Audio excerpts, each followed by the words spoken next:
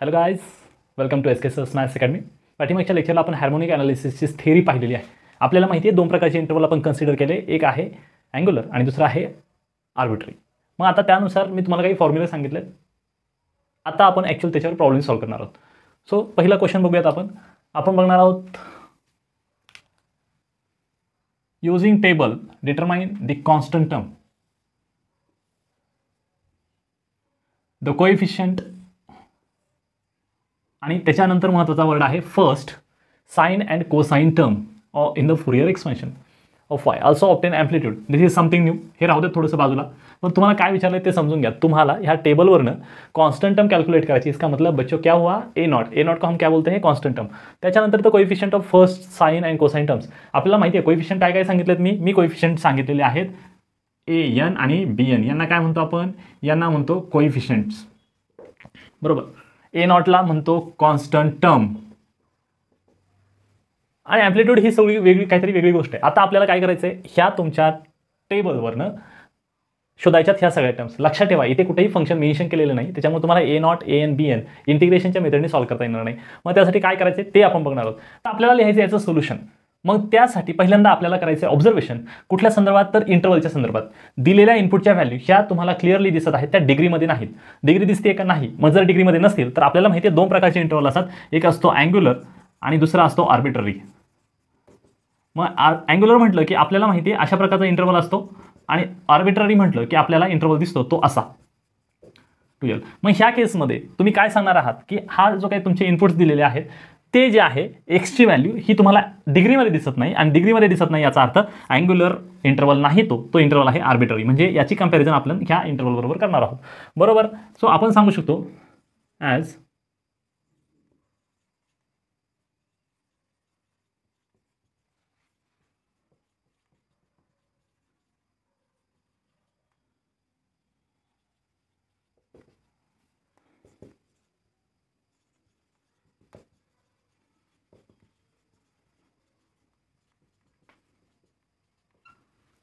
मग पोरांनो आता इथे आपण लिहिलं 2L is nothing but period. तुमच्या फंक्शनचा पिरियड म्हणजे काय, ते एकूण डिस्टन्स किती आहे. मग ह्या केसमध्ये मला सांगा 2L बरोबर आपण काय घेणार. 2L इज इक्वल टू एकूण किती तुमच्याकडे इंटरवलचा आहे, टोटल लेंथ किती आहे ह्या सगळ्या सेगमेंटची. तर इथनं काउंट करायचे 1 2 3 4 5 6. म्हणून मी लिहिलं 2L इज इक्वल टू 6 आणि म्हणून मला मिळालं L is equal to 3. This is quite natural, right.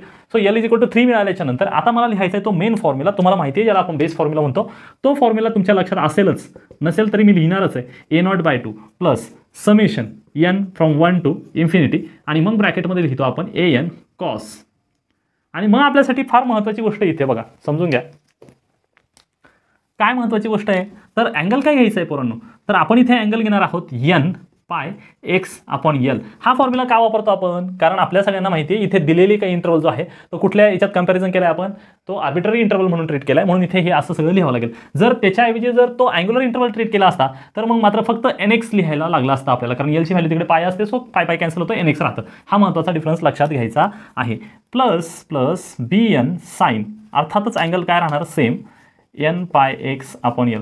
आता तुम्ही म्हणाल सर हे सगळं ठीक झालं तुमचं, आमच्या लक्षातही आलं, पण आपण आता काय करूयात, व्हॅल्यू ठेवूयात का. हो, पण कोणाच्या, हो Lच्या. अजून एकाची अजून व्हॅल्यू ठेवायची. कोणाची, N ची व्हॅल्यू ठेवायची आहे. N काय घ्यायचं आहे हे तुम्हाला ऑलरेडी मी एक्सप्लेन केले पाठीमागच्या लेक्चरला. N जो आहे तो पहिल्यांदा जर इज इक्वल टू 1 ठेवला तर त्याला म्हणतो आपण फर्स्ट हार्मोनिक म्हणतो. मग इथे जरा चेक करा ह्या क्वेश्चनमध्ये फर्स्ट हार्मोनिक सेकंड हार्मोनिक असं कुठं मेन्शन आहे का, तर लक्षात आलं इथे लास्टला आहे मेन्शन फर्स्ट हार्मोनिक. म्हणजेच मित्रांनो आपण n इज इक्वल टू ह्या फॉर्म्युल्यामध्ये n इज इक्वल टू किती ठेवणार आहोत 1 आणि L इज इक्वल टू 3. ह्या दोन गोष्टी त्याच्यात पुट केल्यानंतर आपल्याला हा फॉर्म्युला मॉडिफाईड व्हर्जनमध्ये असा मिळेल A0/2 प्लस समेशन वगैरे लिहायचं नाही. आता अप टू फर्स्ट म्हटल्यावर n ची व्हॅल्यू 1 ठेवली, समेशन कॅन्सल, इकडे 1 राहील.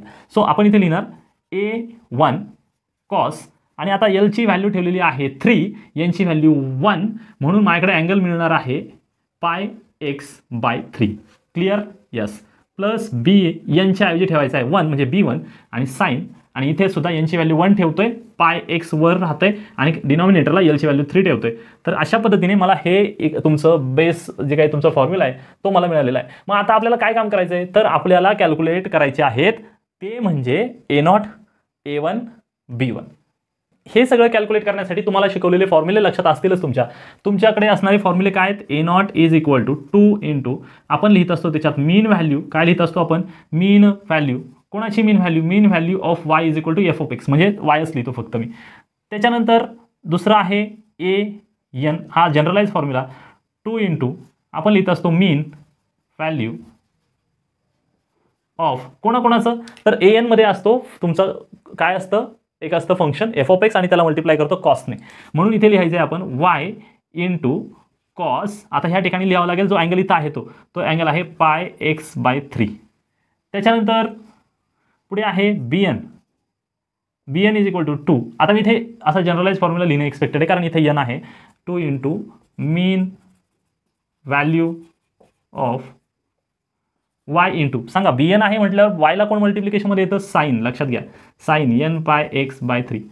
म्हणजे तुम्हाला माहिती असेल ते गाणं माहिती आहे तुम्हाला, ही दोस्ती तुटायची नाही, माहिती आहे ना? हां, मग त्याप्रमाणे लक्षात ठेवायचं. n म्हटलं की nच्या रिलेटेड कोण असणार नेहमी? कॉस, आणि BN म्हटलं की त्याच्या रिलेटेड कोण असणार? साईन असणार. मित्रांनो विसरायचं नाही, हे जनरलाइज फॉर्म्युले सांगितले मी तुम्हाला, याचे आपण पर्टिक्युलर फॉर्म्युले बघणार आहे. पण लक्षात आलंय आपल्याला जर मीन व्हॅल्यू शोधायची आहे, y तर आहे आपल्याकडे दिलेल्या टेबलमध्ये yच्या व्हॅल्यूज आहेत, पण आपल्याला कॉसच्या रिलेटेड व्हॅल्यूज नाहीत आणि ते साईनच्या रिलेटेड व्हॅल्यूज नाहीत. म्हणजे आपल्याला एक व्यवस्थित टेबल प्रिपेअर करावं लागणार आहे अकॉर्डिंग टू अवर नीड.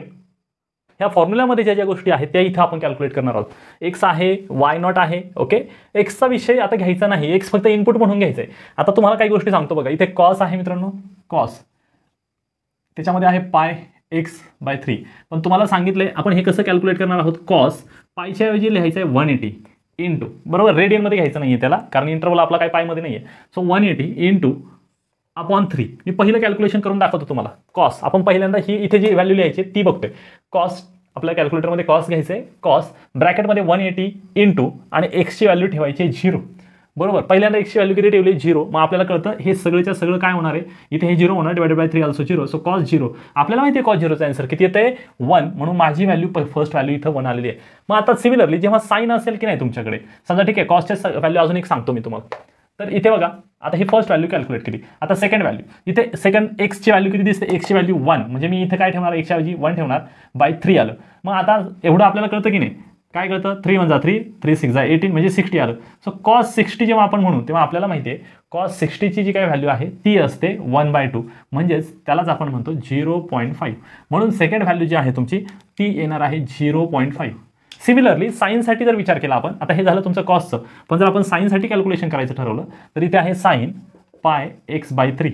मग काय करणार आहोत? साईन पाय घेणार का? नाही. लक्षात ठेवा हे कॅल्क्युलेशन करताना, आता इथं मला हे ओरली येत होतं म्हणून ठीक आहे, सगळ्या व्हॅल्यूचा आन्सर मला असं ओरली सांगता येणार आहे का? नाही. ओके, मी तितक्या हुशार नाही, किंवा असं म्हणू नका ॲक्च्युअली ते कोणालाच व्हॅल्यू सांगता येणार नाही. ह्या टिपिकल व्हॅल्यूज माहिती असतात आपल्याला, म्हणून बाकीच्या कॅल्क्युलेटरने करावं लागतात. तर त्याच्यात विसरू नका, जेव्हा आपण पायच्या ऐवजी 180 ठेवतो देन तुमचं जे काही कॅल्क्युलेटर आहे that must be in degree version, रेडियनमध्ये नको. रेडियन पाय जर टाकला तर रेडियनमध्ये. लक्षात ठेवा दोन्हीमध्ये आन्सरमध्ये फरक पडतो. तर इथे आपण 180 घेतोय म्हणजे डिग्रीमध्ये कन्वर्ट करून घ्यायचं ते. आता मग इथे साईन आहे, पाय म्हणजे 180 घ्यायला सांगितला, इंटू पहिली व्हॅल्यू तुमची एक्सची ठेवायची आहे 0/3. म्हणजेच पोरांनो साईन 0 होऊन जाईल आणि त्याचं आन्सर किती असतं माहिती आहे आपल्याला? 0 असतं. म्हणजे इथे येणार तुमचं 0. सिमिलरली तुम्ही जेव्हा इथे एक्स इज इक्वल टू 1 ठेवाल ना तेव्हा 3 1 3, 3 6 18 60 आलं. आणि मग आपल्याला माहिती आहे साईन 60 हे सुद्धा काय असतं 1/2 म्हणजे 0.5. आणि म्हणून तुमचा आन्सर इथे काय येणार आहे? 0.5. तर ह्या फॉर्मॅटमध्ये तुम्ही आन्सर्स कॅल्क्युलेट करायचे. लक्षात ठेवा इथे इनपुट म्हणून एक्सच्या व्हॅल्यू घ्यायच्यात, ज्या प्रत्येक ठिकाणी एक्स. कॅल्क्युलेटर हे कुठे लिहायची गरज नाही, डायरेक्ट टेबल प्रिपेअर करायचं, टेबलला मार्क्स आहेत आपल्याला. मग ह्याप्रमाणे सगळ्या व्हॅल्यूज आपण फिल करू शकतो, कॅल्क्युलेट करू शकतो. तर मित्रांनो अशा पद्धतीने हा टेबल आपण कंप्लीट केला. लक्षात ठेवा इथे मग अशी मी 0.5 सांगितली होती बाय मिस्टेक, त्याच्याबद्दल आय एम सो सॉरी, पण ॲक्च्युली व्हॅल्यू 0.866 येते. आपल्या मनाने नाही करायची, कॅल्क्युलेटर घ्यायचे त्यानुसार कॅल्क्युलेशन्स करायचे. एवढा टेबल कंप्लीट केल्याच्या नंतर आता तुम्हाला ॲक्च्युली ह्या फॉर्म्युल्याकडे यायचं आहे. आता मी इथं जागा होती म्हणून इथे लिहिलं, पण एक्झाममध्ये तुम्ही हे झाल्याच्यानंतर टेबल कंप्लीट करायचं आणि मग हा पहिला फॉर्म्युला लिहायचा आहे. समजा ह्या फॉर्म्युल्याला मी 1 म्हणेल, याला 2 म्हणतो आणि याला 3 म्हणतो, कारण ह्या फॉर्म्युल्याची गरज आपल्याला पडणार आहे. मग आता पहिलं बघूयात आपण फर्स्ट फॉर्म्युला. तुमचा फर्स्ट फॉर्म्युला जो आहे त्या फॉर्म्युल्यामध्ये काय सांगितलं? सो फर्स्ट ही झाली तुमची स्टेप 1 म्हणूयात याला आपण. This is your step 1 right, this is your step 1, then this is your step 2 which is table. Now step 3. मग स्टेप 3 नुसार कॅल्क्युलेट करणार आहोत आपण, ते म्हणजे A0 फॉर्म्युला लिहायचा. A0चा फॉर्म्युला लिहिलाय, परत एकदा तुमच्यासाठी रिपीट करतो मी, तशी गरज नाही पण थोडा व्हर्जनमध्ये लिहितो बघा, तेच समजा वर्डिंग आहे. तर काय मीन व्हॅल्यू ऑफ y, आपल्याला माहिती आहे मीन व्हॅल्यू म्हणजे काय? जेवढ्या तुमच्या वायच्या व्हॅल्यू असतील divided by total number of count. किती आहे तुमच्याकडे टोटल? 6, म्हणून याला 6 ने डिवाइड केलं. आता लक्षात आलं असेल 2 इंटू समेशन ऑफ y, म्हणजे मित्रांनो हे सगळ्या वायच्या व्हॅल्यूची सम घ्यायची. 9 + 18 + 24 + 28 + 26 + 20 ओके, आणि याला डिवाइड करायचं आहे कितीने? 6ने. मग हे जेव्हा तुम्ही फायनल कॅल्क्युलेशन कराल तेव्हा इथे 2 1 जा 2 2 3 जा, म्हणजेच याचा अर्थ या सगळ्यांची जर आपण सम केली तर ती येते 125/3. हे सगळं असं आन्सर येतं आणि मग तुमचा आन्सर फायनली येणार आहे 41.66. That implies A0 is equal to 41.66. अशा पद्धतीने A0 ची पहिली व्हॅल्यू तुम्हाला मिळाली पोरांनो. त्याच्यानंतर पुढची स्टेप लिहायची आपल्याला, विच इज स्टेप नंबर 4. आणि मग इथे म्हणायला पाहिजे होतं टू फाइंड, समजा टू फाइंड A0. आता म्हणूयात आपण टू फाइंड A1. पण ॲक्च्युली फॉर्म्युला जो आहे तो असा जनरलाइज फॉर्म्युला आहे, बरोबर ना. मग आपण म्हणूयात इथे याचं जर आपल्याला व्यवस्थित लिहायचं असेल तर आपण असं म्हणणार आहोत put n is equal to किती ठेवायला लागेल? 1 ठेवायला लागेल, बरोबर, त्या फॉर्म्युल्यामध्ये. आणि L इज इक्वल टू 3 ठेवायचा, जो की ऑलरेडी लिहून ठेवला आहे. ॲक्च्युली तसं बघायला गेलं तर ह्या जनरलाइज फॉर्म्युले म्हटलं इथं L लिहिणं एक्सपेक्टेड आहे आणि मग नंतर त्याच्यात व्हॅल्यू पुट करूयात. मग आता हे तुम्ही व्हॅल्यू पुट केल्यानंतर ॲक्च्युली तुम्हाला फॉर्म्युला कसा दिसणार आहे बघा. मी इकडे लिहितो A1 यांच्याऐवजी आपण त्या फॉर्म्युल्यामध्ये कशामध्ये इथे मी लिहायला पाहिजे n is equal to 1 L is equal to 3 in 2, म्हणजे 2 या फॉर्म्युल्यामध्ये ते ठेवायचं आहे. मग तुम्हाला व्हॅल्यू मिळणार आहे बघा A1 is equal to 2 into summation, कोणाकोणाचं समेशन आहे बघा y कॉस, आणि आता सांगितल्याप्रमाणे n ची व्हॅल्यू त्याच्यात 1 ठेवायची. इथे बघा इथे n आहे की नाही, हा n इथे n होता, n पाय x आहे, तर आता तिथे व्हॅल्यू ठेवायची n ची 1, म्हणजे पाय येणार आणि x येणार अपॉन 3 येणार, बरोबर. आणि अपॉन किती टर्म्स आहेत तुमच्या? तर 6 आहेत, म्हणून डिवायडेड बाय 6 येणार आहे. तर हे जेव्हा आपण इव्हॅल्युएट करू ना तर पोरांना हे सगळं व्यवस्थित सॉल्व्ह करायचे. व्यवस्थित कसं सॉल्व्ह करायचं ते तुम्हाला एकदा दाखवूनच देतो मी. हे ऑलरेडी मी तुम्हाला मागच्या लेक्चरला सगळं एक्सप्लेन केलं. तर कसं ॲक्च्युअली कॅल्क्युलेशन कसं करायचं आहे, समजा हे जाऊ द्या 2 1 जा 2 2 3 जा, म्हणजे खाली डिनॉमिनेटरला 3 राहणार. आणि पोरांना ॲक्च्युअली कॅल्क्युलेशन इतकं बारीक सांगतो मी, लक्षात घ्या. इथं y आणि कॉस, म्हणजे इथे y आणि ही व्हॅल्यू, तर ह्या सगळ्या व्हॅल्यूज अशा पद्धतीने लिहिणं एक्सपेक्टेड आहे. बघा लक्षात घ्या, 9 इंटू 1 समजून घ्या, प्लस नंतर काय लिहिणार 18 इंटू 0.5. हे सगळं कॅल्क्युलेटरवर करायचं आहे. त्याच्यानंतर बघा इथे काय आहे तुमच्याकडे, इथे ह्या दोघांचं मल्टिप्लिकेशन काही असो, साईन निगेटिव्ह लागणार आहे, म्हणून इथे लिहायला लागेल 24 इंटू 0.5. त्याच्यानंतर इथे लिहायला लागणार negative with negative sign 28 into 1. त्याच्यानंतर पुढे म्हणजे ह्याप्रमाणे लिहायचं आहे. ते एकूण सगळं काउंट जो आहे त्यांचं सगळं कॅल्क्युलेटरवर डायरेक्ट करायचं. हे लिहायची तर प्रत्यक्ष तुम्हाला पेपरवर गरज नाही, तुम्ही डायरेक्ट कॅल्क्युलेटरवर सगळं कॅल्क्युलेशन करून फायनल करू शकता. आता मग हे जेव्हा आपण फायनल कॅल्क्युलेशन्स करू ना मित्रांनो, तेव्हा याचं आन्सर जे आहे ते आन्सर डायरेक्ट लिहितो मी इथं. तुमच्या लक्षात आलेलं आहे मला काय सांगायचं ते. हे लगेच मी बोलतोय ना, साईडला लगेच करून बघणं एक्सपेक्टेड आहे. हा टेबल लिहायचा, लेक्चर पॉज करा आणि त्याच्यानंतर हे सगळं कॅल्क्युलेशन करून बघा त्याच्यावर. त्याच्याशिवाय जमणार नाही, ट्रस्ट मी सांगतो, त्याच्यावर विश्वास ठेवा थोडाफार.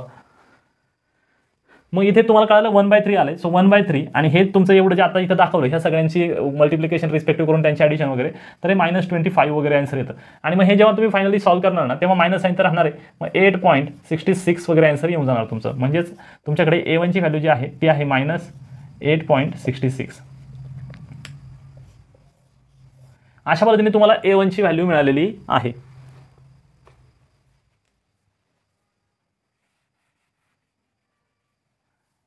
आणि पुराणं हे जेव्हा तुम्ही कॅल्क्युलेट करणार ना तेव्हा तुमचा आन्सर येईल -8.33.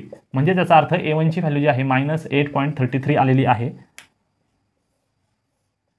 आता आपल्याला कॅल्क्युलेट करायचं आहे ते म्हणजे तुमची next step, which is step number 5 to find B1.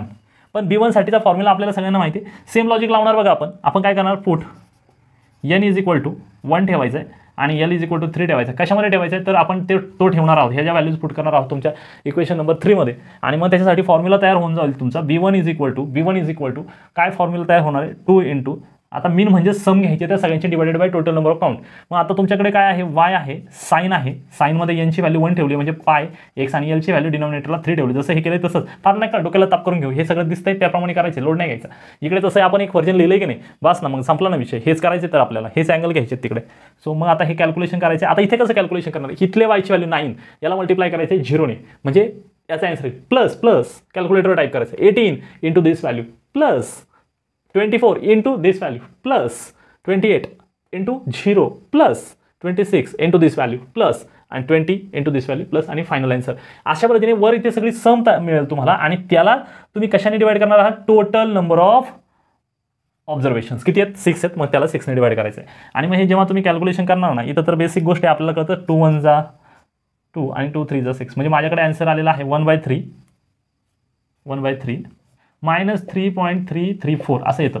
आणि मग हे जेव्हा मी याने 3 ने डिवाइड करू तेव्हा मला क्लिअरली मिळणार आहे -1.114. सो फायनली माझा आन्सर जे आहे ते मला मिळालेलं आहे B1 इज इक्वल टू -1.114. मग पोरांनो लक्षात आलंय तुमच्या की आपण काय करतो बघा, हे काय एवढं डिफिकल्ट नाही, हे एकदम सोपं आहे तसं. म्हणजे एवढं पण सोपं नाही, उगाच आता मास्तर फेकू नका तुम्ही असं तुम्ही म्हणणार, पण तसं बघितलं ना तर तुम्हाला कॅल्क्युलेटर नीट वापरता आली पाहिजे, त्याच्याशिवाय हे आपल्याला आन्सर जमणार नाही. That's a fact, you can deny it. मग आता आपण म्हणूयात तुमची फायनल स्टेप आहे, पुट ऑल व्हॅल्यूज इन ए. म्हणजे जेव्हा ए मध्ये तुम्ही सगळ्या व्हॅल्यू पुट करणार तेव्हा तुम्हाला जे काय आन्सर आहे तुमचं ते आन्सर कसं मिळणार आहे तुम्हाला बघून घ्या.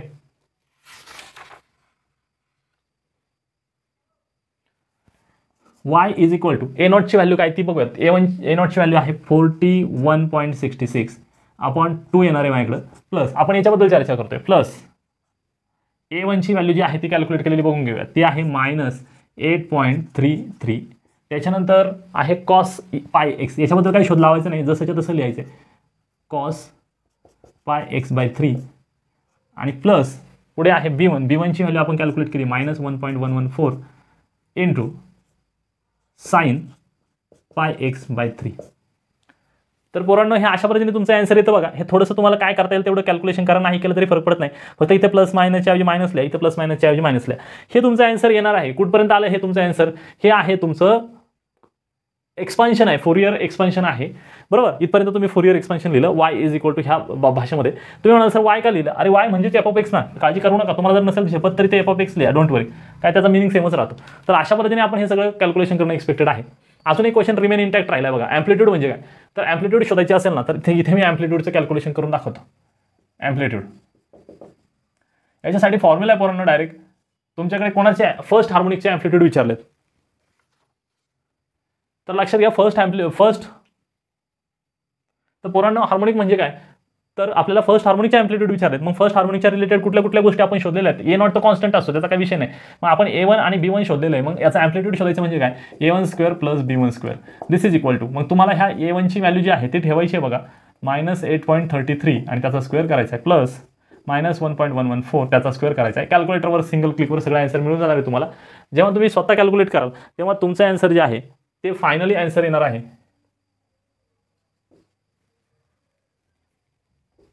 तर हे तुमचं फायनल आन्सर आलेलं आहे ॲम्प्लिट्यूडचं. अजून एक प्रॉब्लेम आहे जो की हार्मोनिक ॲनालिसिसवर डिपेंड आहे. आता हा क्वेश्चन मी मुद्दामून घेतला आहे, याच्यामध्ये अनेक कन्सेप्ट मला एकाच वेळी क्लिअर करायच्यात. लक्षात ठेवा, ह्या टाईपचे जे काही प्रॉब्लेम्स आहेत म्हणजे हार्मोनिक ॲनालिसिसचे ते मॅक्झिमम प्रॅक्टिसवर बेस्ड आहे. मी तुम्हाला प्रत्येक वेळी काही वेगळं लॉजिक सांगणार आहे असं अजिबात नाही. फॉर्म्युलेशन आहे आणि तुम्हाला फक्त नीट समजून घ्यायचं काय करायचं. तुम्ही जर नीट ऑब्झर्व केलं तर ह्या क्वेश्चनमध्ये अगदी ते जाऊ द्या, टर्निंग मोमेंट, टी युनिट वगैरे ते फॉरगेट अबाउट इट. तुम्हाला प्रत्येक वेळी क्वेश्चन पेपरमध्ये काहीतरी वेगवेगळं असणार आहे. तुम्ही फक्त कशावर फोकस करायचं आहे, पहिली गोष्ट टेबल कसा दिलाय म्हणजे काय, अगोदरच्या प्रॉब्लेममध्ये पाहिलं आपण, तिकडे त्याचं कंपॅरिझन आपण आर्बिटरी इंटरवलवर केलं होतं, कारण की तुमचे अँगल म्हणजे जी व्हॅल्यूज होत्या त्या एक्सच्या व्हॅल्यूज होत्या आणि अँगल नव्हते, म्हणजे असे डिग्रीमधले अँगल नव्हते. आता मात्र तुम्हाला डिग्रीमध्ये अँगल दिलेत. म्हणजे आता आपण घेणार आहोत तो कुठला इंटरवल असणार आहे, तो ऑब्व्हियसली अँग्युलर इंटरवल आहे. म्हणजे प्रत्येक ठिकाणी ज्या ठिकाणी आपण साइन किंवा कॉस n/x/l असं घ्यायचो मित्रांनो, तर आता ते घ्यायची गरज नाही, कारण l असा रेफरन्स नाहीये. आपल्याकडे अँग्युलर इंटरवल दिसत आहेत आणि कुठपर्यंत आहेत, 0 पासून तर कुठपर्यंत आहे, पायपर्यंत आहे. हे थोडंसं समजून घ्या. 0 पासून पायपर्यंत म्हणजे फुल रेंज सिरीज झाली का, नाही. मग तुम्ही म्हणाल सर कसं काय करणार की फुल रेंज, एक तर तुम्हाला हे दिलेले अँगल आहेत त्याच्यावरून ठरवायचं आहे पहिली गोष्ट. आता तुम्हाला कळलं की ते 0 to π म्हणजे आपल्याला हाफ रेंज सिरीज वापरायची आहे. आणि त्यातही इथपर्यंत लक्षात आले, त्यातही महत्त्वाचं म्हणजे टेबल कळालं तुम्हाला सगळ्यांना, ओके.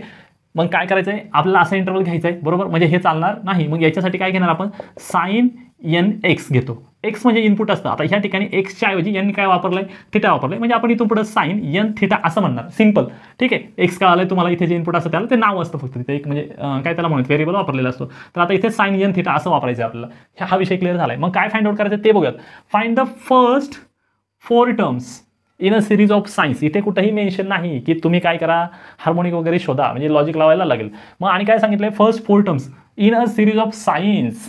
लक्षात आलंय तुमच्या, इंटरवल आहे 0 to π म्हणजे हाफ रेंज सिरीज कोणाची घ्यायची आहे, साइन. आणि साइन म्हटलं की आपल्याला माहिती आहे काय रे, मेंटॉस जिंदगी, म्हणजे A0 आणि n 0 होतात, हे आपल्याला माहिती पाहिजे पोरांनो. मग हे सगळं झालं. आता फॉर्म्युल्याचं बघूयात आपण. समजा तसाही जरी फॉर्म्युला जर लिहायचा झाला, ओके, तसाही जरी फॉर्म्युला लिहायचा झाला तर फॉर्म्युला आपण कसा लिहिणार, here interval is 0 is less than x is less than पाय, पण आता एक्सच्या ऐवजी काय ठेवलं इथे थिटा, म्हणून थोडा असं सिस्टमॅटिक लिहूया, फार काय मॉडिफिकेशन्स करत नाही. आणि हा इंटरवल म्हणजेच काय, कुठला इंटरवल आहे, तर याला नाव आहे अँग्युलर इंटरवल. हे आपल्याला समजण्यासाठी घेतलेलं आहे मी. ओके, आता तुम्हाला कळालं याचाच अर्थ काय, that is half range series. हे समजण्यासाठी लिहिलं मी. आता क्लिअर झाला आहे विषय. मग आता फॉर्म्युला जो आहे आपल्याकडे, तो फॉर्म्युला मी जनरल फॉर्म्युला लिहितो बघा. F of x is equal to a0/2 plus summation from 1 to infinity. आणि फॉर्म्युला कसा असतो, an कॉस, आता इथे येणार आहे n theta plus bn sine n theta. पण विषय सगळ्यांना माहिती आहे की जेव्हा तुमच्याकडे साईनची हाफ रेंज सिरीज असते, half range series of sine. Okay, मग आता इथे साइन शब्द का लिहिला मी, तर इथे साइन दिले म्हणून मी लिहिलाय. मग आपल्याला माहिती आहे काय, माहिती आहे, but for sine half range series किंवा for this half range series of sine, दोन गोष्टी 0 असतात. एक तर a0 is equal to 0 and an is equal to 0 असतं, बरोबर ना. म्हणजेच याच्यामध्ये a0 ही पूर्ण टर्म 0 होणार मित्रांनो, एवढी पूर्ण टर्म 0 होत असते आणि तुमचा एवढा पार्ट पण 0 होत असतो. मग ॲक्च्युली समेशन कोणाचं घ्यायचं आहे, फक्त bn sine n theta. Therefore our formula becomes f of x is equal to summation n2 from n is equal to 1. आता मला सांगा कुठपर्यंत सांगितलं, फर्स्ट 4 म्हणजे कुठपर्यंत जाणार, 4 पर्यंत जाणार. आणि मग तुम्ही लिहिणार इकडे काय राहिले, फक्त bn sine n theta, sine n theta. Simple एकदम, बघा एकदम सिस्टमॅटिक झालं आता. म्हणजेच नक्की काय, हे थोडंसं इलॅबरेट करून लिहूयात आपण. याचाच अर्थ आपल्याला नक्की काय शोधायचं आहे पोरांनो, तर पहिल्यांदा 1 ठेवूयात, b1 साइन 1 ठेवला म्हणजे थिटा आलं. मग समेशन म्हटलं प्लस. आता पुढे बोला, आता लिहिणार आपण यांच्याऐवजी 2 ठेवायचा आहे, b2 साइन, इथं पण यांच्याऐवजी 2 ठेवायचा आहे म्हणजे 2 theta plus b3 sine 3 theta plus b4 sine 4 theta. मग अशा पद्धतीने आपल्याला ॲक्च्युली आता कॅल्क्युलेशन्स करायचे आहेत. मग तुमच्या सगळ्यांच्या लक्षात आलं असेल की अगोदरच्या प्रॉब्लेममध्ये इथं फक्त एकदा साइन होता आणि एकदा कॉस होता, म्हणून आपण कॉलम किती केले होते, एक साइनचा केला, एक कॉसचा केला. पण मित्रांनो आता तसं नाही आहे. आता तुम्हाला साइन थिटा आहे, साइन 2 थिटा आहे, साइन 3 थिटा आहे, साइन 4 थिटा आहे, असे तुम्हाला 4 कॉलम्स करायला लागणार आहे. 4 कॉलम्स 4 द्या. आता हे व्यवस्थित कॅल्क्युलेट करून आपण एका टॅब्युलर फॉर्ममध्ये लिहूयात हे सगळं. ह्या ठिकाणी मी लिहिलेलं आहे व्हॅल्यू टेबल. पाठीमागच्या एक्झाम्पलमध्ये सांगितलं त्याप्रमाणेच व्हॅल्यू कॅल्क्युलेशन करायचं. लक्षात घ्या, इथे ज्या ज्या गोष्टींची रिक्वायरमेंट आहे त्या गोष्टी आपण शोधतोय. मग काय, तर b1 शोधायचा आहे, b2 b3 आणि b4 शोधायचा आहे. मग ह्या सगळ्या फॉर्म्युल्यामध्ये आपल्याला काय लागणार आहे त्याचा एक अंदाज आलेला आहे. साइन थिटा लागणार, साइन 2 थिटा, साइन 3 थिटा आणि साइन 4 थिटा. हे असं का, कारण ज्या व्हॅल्यूज किंवा ज्या गोष्टी इथं दिसत आहेत त्यांचं आपल्याला टेबलमध्ये मेन्शन करणं गरजेचं आहे. आता पहिल्यांदा बघूयात, 0 आहे, ह्या सगळ्या तुमच्या थिटाच्या व्हॅल्यू, ही सगळ्या टीच्या म्हणजे आउटपुटच्या व्हॅल्यू. साइन थिटा पहिल्यांदा लिहिलं आहे, लक्षात ठेवा. साइन थिटा म्हणजे साइन घ्यायचे, कॅल्क्युलेटरमध्ये साइन टाईप करायचे. 0 साइन 0 माहिती आहे आपल्याला, ही सगळी पहिली सिरीज काय येते, सगळी 0 येते आपल्याला माहिती आहे. साईनमध्ये काही म्हणजे साइन कुठलाही अँगल 0 होऊन जातो, तो आन्सर 0. मग आता इथे तसंच इकडे काय असणार आहे, साइन साइन पाय सुद्धा काय असतं 0, हे सगळं 0 झालं. त्याच्यानंतर ह्या व्हॅल्यू मग अशी सांगितल्याप्रमाणे साइन कॅल्क्युलेटरमध्ये घ्यायचं आणि 30 टाकलं तर 0.5 येतं. 2 थिटा म्हणजे काय, थिटाची व्हॅल्यू 30 आहे म्हणजे साइन 60चा आन्सर काय तर 0.866. साइन 3 थिटा म्हणजेच काय 30 आहे, साइन 90 काय तो 1 येतो. ह्याप्रमाणे कॅल्क्युलेटरमध्ये सगळ्या व्हॅल्यूज पुट करायच्यात, व्यवस्थित पुट करायच्यात आणि मग हा टेबल आपल्याला रेडी मिळाला. आता आपल्याला कॅल्क्युलेशन करायचं आहे ते म्हणजे b1 b2 b3 b4. पण त्याच्यासाठी पोरांनो फॉर्म्युला जो आहे तुमचा, फॉर्म्युला माहिती पाहिजे तुम्हाला. bn इज इक्वल टू, याच्यामध्ये 2 असतो, 2 इंटू आणि मग त्याच्यात लिहितो आपण मीन व्हॅल्यू. अभी कौन से मीन व्हॅल्यू की बात कर रहे हो आप लोग, मीन व्हॅल्यू ऑफ जे तुमचं y हे फंक्शन असतं ते.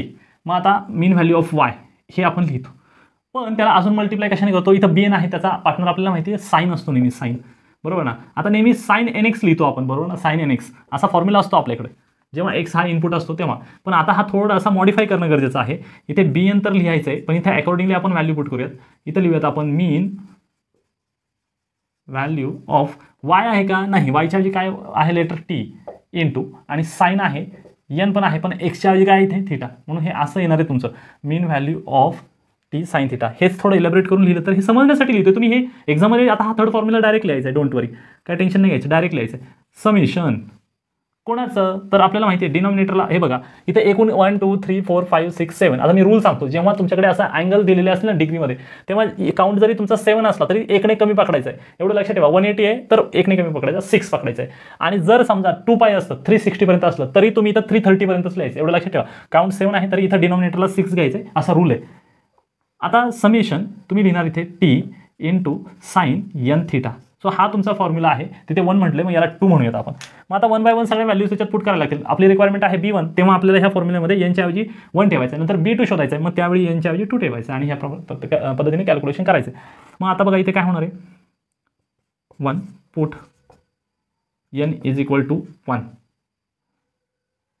Therefore B1 is equal to 2. आता 6 आहे इथे क्लिअर करून टाकूयात, 1 आणि इकडे 3 आहे, बरोबर ना, 2 3 6. मग डायरेक्टच लिहूयात आपण प्रत्येक वेळी 1/3, त्याच्यानंतर समेशन t साइन थिटा. हे असं करायचं आहे. म्हणजे काय करायचं आहे, 1/3 लिहायचं आहे आणि समेशन, कोणाचं समेशन घ्यायचं आहे तर t इंटू साइन थिटा, म्हणजे ह्या दोघांचं multiplication plus multiplication of this with this plus ह्या दोघांचं मल्टिप्लिकेशन प्लस ह्या दोघांचं मल्टिप्लिकेशन प्लस ह्या दोघांचं मल्टिप्लिकेशन प्लस ह्या दोघांचं मल्टिप्लिकेशन आणि शेवटला 0च आहे. हे कॅल्क्युलेट केल्याच्या नंतर मग तुमचं ह्या केसमध्ये तुमचं जे आन्सर आहे ते येणार आहे 7850. कोणाचं आन्सर आलं हे B1चं आन्सर आलं मित्रांनो. So B1 is equal to 7850. ही B1ची व्हॅल्यू झाली. आता तुम्हाला कोणाची व्हॅल्यू कॅल्क्युलेट करायची, आता तुम्हाला पुढे कॅल्क्युलेट करायची आहे B2ची व्हॅल्यू. इथे कॅल्क्युलेट करूयात B2. मग याच्यामध्ये आता हे लिहिलं मी एकदा, okay. Put n is equal to 2. कशामध्ये, 2 मध्ये. मग B2 इज इक्वल टू तुमचा फॉर्म्युला तयार होईल 1/3. लक्षात येते ना, 1/3 समेशन t साइन. आता इथे यांच्या ऐवजी काय ठेवायचं, 2 ठेवायचं, म्हणजे 2 थिटा. आणि मग हे जेव्हा तुम्ही नीट प्रॉपरली कॅल्क्युलेट कराल तेव्हा तुमच्या B2ची जी व्हॅल्यू आहे ती येते 1500. ही तुमची B2ची व्हॅल्यू झाली. आता again third, put n is equal to 3. मग तुमचा फॉर्म्युला काय होणार आहे बघा, B3 is equal to 1/3 summation t sine 3 theta येणार पोरांनो. आणि म्हणून याचा आन्सर जे आहे B3चा आन्सर आपण नीट कॅल्क्युलेट केलं ना, आता लक्षात येते 3 थिटा म्हणजे काय रे, इथे याची आणि याचं कॅल्क्युलेशन म्हणजे मल्टिप्लिकेशन प्लस याचा आणि याचं मल्टिप्लिकेशन प्लस याचा आणि याचं मल्टिप्लिकेशन प्लस याचा आणि याचं मल्टिप्लिकेशन प्लस. तर ऑलमोस्ट सगळ्या व्हॅल्यू 0च आहेत आणि इथे आहे आणि इथे यांचं नीट कॅल्क्युलेशन्स करायचं आहे. आणि साइन 3 थिटाचा आन्सर जे आहे साइन 3 थिटा, तर साइन 3 थिटाचा आन्सर 0 मिळणार आहे आपल्याला. ठीक आहे, यू कॅन चेक इट. आता fourth, put n is equal to 4 आणि मग तुम्हाला व्हॅल्यू मिळेल B4 is equal to 1/3 summation t sine 4 theta. आणि मग जेव्हा तुम्ही कॅल्क्युलेट कराल तेव्हा तुम्हाला मिळेल B4 हा सुद्धा 0. आता एवढं सगळं केल्याच्या नंतर बघा, लक्षात घ्या, एवढं सगळं केल्याच्या नंतर हा तुमचा फॉर्म्युला तुम्ही इकडे लिहिणार. आता मी थोडा शॉर्टकट टाकतो. f(x) म्हणजेच काय, f(x) म्हणजेच काय, t. So t is equal to ह्या सगळ्या व्हॅल्यू त्याच्यात पुट करूयात. तिथे पहिल्यांदा बघा B1 आहे, तो B1ची व्हॅल्यू आहे 7850 आणि त्याला मल्टिप्लिकेशनमध्ये आहे साइन थिटा. त्याचा आपल्याला काही ॲडिशनल करायचं नाही, असं ठेवायचं. आता B2ची व्हॅल्यू काय आहे, B2ची व्हॅल्यू आहे 1500. त्याला मल्टिप्लाय काय कशाने केलं, 2 थिटा. बाकी ह्या 2 टर्म्स 0 आणि हे 0 असल्यामुळे पुढच्या टर्म 0 होणार. सो तुमचं मित्रांनो हे आन्सर आलेलं आहे. तिथे t फाइंड आउट करा असं होतं, तर हे तुम्ही t फाइंड आउट केलेलं आहे, बरोबर. आता अजून त्याच्यात काय सांगितलंय बघा, इथे सांगितलं होतं ना find the first 4 terms in the series of sign, केलंय. आता इथे कॅल्क्युलेट काय करायला सांगितलंय, जेव्हा तुमचा थिटा 75 असेल तेव्हा t कॅल्क्युलेट करायला सांगितलंय. म्हणजेच काय करणार पोरांनो, ह्या तुमच्या याच्यामध्ये तुम्ही काय करणार, put t is equal to 75 degree आणि मग तुम्हाला व्हॅल्यू कॅल्क्युलेट करायची आणि आन्सर मिळून जाईल. म्हणजे कॅल्क्युलेटर घ्यायचं, कॅल्क्युलेटरमध्ये डायरेक्ट टाईप करायचं, साइन टाईप करायचं, त्याच्या 75 डिग्री टाईप करायचं. हे सगळं डिग्रीमध्ये घ्यायचे, लक्षात ठेवा, कारण तुमचा मोड जो आहे तो डिग्री असला पाहिजे. आणि 1500 घ्यायचे, साइन 2 थिटा. 2 थिटा म्हणजे काय, 150 येणार. सो साइन 150 टाईप करायचं. आणि मग हे सगळं कॅल्क्युलेट केल्याच्या नंतर मग तुम्हाला डायरेक्ट इथं टीची नाही थिटाची व्हॅल्यू, मग डायरेक्ट टीची फायनल व्हॅल्यू मिळणार आहे. आणि ती तुमची टीची फायनल व्हॅल्यू जी आहे ती येते 8332. ही तुमची टीची फायनल व्हॅल्यू जेव्हा तुम्ही याच्यामध्ये व्हॅल्यू पुट कराल. तर अशा पद्धतीने मी हे सगळं कव्हर करण्याचा प्रयत्न केला आहे. व्यवस्थित बघून घ्या. आता मित्रांनो ह्याच प्रॉब्लेममध्ये समजा जर तुमच्याकडे इथे सांगितलं साइन असं सांगितलं, जर कॉस असतं तर काय केलं असतं तुम्ही, जर कॉस असतं कोसाइन असा मेन्शन असता कोसाइन, तर तुम्हाला लक्षात घ्या तुमचा जो हा फॉर्म्युला आहे त्याच्यात A0 कॅल्क्युलेट करायला लागला असतं तुम्हाला, बरोबर. A0/2 आणि त्याच्यामध्ये साइनची एकही टर्म नसती, फक्त जर तिकडे कोसाइन असं मेन्शन असतं तर साइनची एकही टर्म नाही, फक्त ह्या सगळ्यांच्या ऐवजी काय आलं असतं, साइनच्या ऐवजी कॉस. फक्त लक्षात ठेवा इथे A0/2 आलंच असतं आणि प्लस आणि मग बाकीच्या, असं आपण लक्षात ठेवायचं. आणि शक्यतो तुम्हाला फक्त स्पेसिफिक साइन किंवा कोसाइन असं विचारलेलं असेल तर काय होतं त्या केसमध्ये तुम्ही त्याच्यासाठी मिनिट ऑफ जिंदगी, आम जिंदगी असे जे फॉर्म्युले हाफ रेंज सिरीजचे ते वापरायचे असतात.